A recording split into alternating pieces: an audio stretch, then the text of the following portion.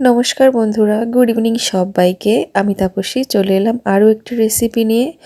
চলো আজ তোমাদের সাথে শেয়ার করব এই শীতের সন্ধেটাকে এনজয় করার মতো একটা দারুণ রেসিপি। আজ কিন্তু সুন্দর মুচমুচে পেঁয়াজি করে তোমাদের সাথে দেখাবো আমি। তোমরা সকলেই হয়তো অনেকেই কম বেশি করতে জানো, তবে আমি কি করে করলাম সেটাই তোমাদের সাথে শেয়ার করব। ঝটপট করে কিন্তু এভাবে করে তোমরা এই শীতের সন্ধ্যাটাকে বেশ ভালোভাবে এনজয় করতে পারো। কম উপকরণ এবং কম সময়ের মধ্যে কিন্তু আমি এটা তৈরি করে দেখাবো। প্রথমেই আমি কিন্তু এখানে 3টে পেঁয়াজ একটু পাতলা পাতলা করে কেটে নিয়েছি, আর হাত দিয়ে কিন্তু একটু বেশ ভালোভাবে ছাড়িয়ে নিলাম পেঁয়াজটা। আর তারপরে এর মধ্যে দিয়ে দিলাম একটু সামান্য হলুদ গুঁড়ো আর একটু লঙ্কার গুঁড়ো, এটা ঝাল লঙ্কার গুঁড়ো। আর দিয়ে দেবো স্বাদ মতো নুন। চাইলে কেউ কাঁচা লঙ্কা কুচি করেও দিতে পারো, আমি কিন্তু দিলাম না। আর এটা দিয়েছি আমি, এটা ঝাল লঙ্কার গুঁড়ো, তাই আর কাঁচা লঙ্কাটা কিন্তু আমি দিলাম না।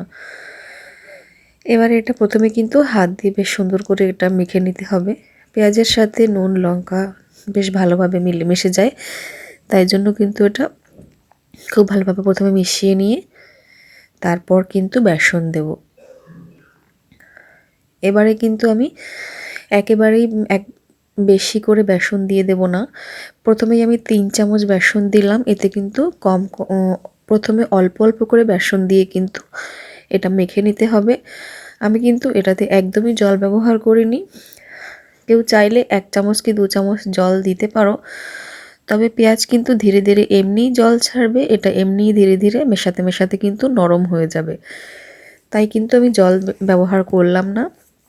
আর তারপরে আমার মনে হলো বেসন একটু কম আছে, তাই আমি আর 1 চামচ পরিমাণে বেসন কিন্তু দিয়ে দেব। ব্যাস, এবারে কিন্তু আমি আর কোনো রকম বেসন ব্যবহার করব না। এবারে এটা বেশ একটু সময় নিয়ে ভালোভাবে মিশিয়ে নেব। মেশাতে মেশাতে কিন্তু একটু নরম হয়ে যাবে এটা। দেখতেই পাচ্ছ এটা কেমন ধীরে ধীরে পেঁয়াজটা কিন্তু আস্তে আস্তে করে জল ছাড়বে। এরপরে কিন্তু এটা আরও একটুখানি নরম হয়ে যাবে। আর এদিকে কিন্তু আমার তেলটাও গরম। তারপর কিন্তু এবার এটা আমি তেলের মধ্যে দিয়ে দেবো। এটা কিন্তু আলাদা করে শেপ টেপ দেওয়ার কোনো রকম কোনো দরকার নেই। হাতের মধ্যে এভাবে নিয়ে একটু চ্যাপটা চ্যাপটা করে চেপে চেপে দিয়ে নিয়েই কিন্তু তেলের মধ্যে দিয়ে দিলেই হবে।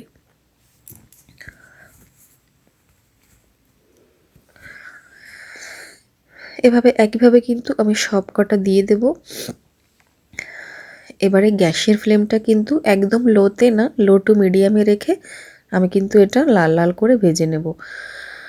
একটু সময় লাগবে, পেঁয়াজগুলো কিন্তু একটু ভালোভাবে সেদ্ধ না হলে এটা কিন্তু মজা হবে না। তাই কিন্তু একটু সময় নিয়ে এটা একটু সামান্য লাল লাল করে নিয়ে কিন্তু ভেজে তুলে নেব। এই দেখো এইটুকু লাল লাল হলেই কিন্তু এবারে আমরা তুলে নেব। আর এটা কিন্তু দারুণ মুচমুচে হয়েছিল। এর মধ্যে চাইলে তোমরা কেউ চালের গুঁড়ো ব্যবহার করতে পারো, আবার সামান্য ময়দাও ব্যবহার করতে পারো, সেক্ষেত্রেও কিন্তু বেশ ভালো হবে। আর এভাবেও কিন্তু ভীষণই ভালো হয়েছিল। এবারে এটা দেখতে পাচ্ছ এটা কিন্তু আরও একটু সময় ছিল, তাই আরও একটু নরম হয়ে এসেছে, পেঁয়াজটা জল ছেড়েছে তাই। আর একইভাবে কিন্তু আমি প্রত্যেকটা ভেজে নেব। বন্ধুরা, ভিডিওটি ভালো লাগলে ভিডিওতে একটা লাইক আর একটা কমেন্ট করো। আর নতুন বন্ধুদের বলবো আমার চ্যানেলটা অবশ্যই সাবস্ক্রাইব করে দিও। আমি কিন্তু সুন্দর সুন্দর ভিডিও তোমাদের জন্য নিয়ে আসবো।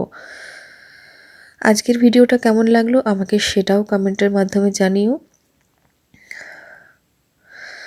ফিরে আসছি খুব তাড়াতাড়ি নতুন কোনো রেসিপি নিয়ে। ততক্ষণ তোমরা সবাই ভালো থেকো, সুস্থ থেকো। ধন্যবাদ।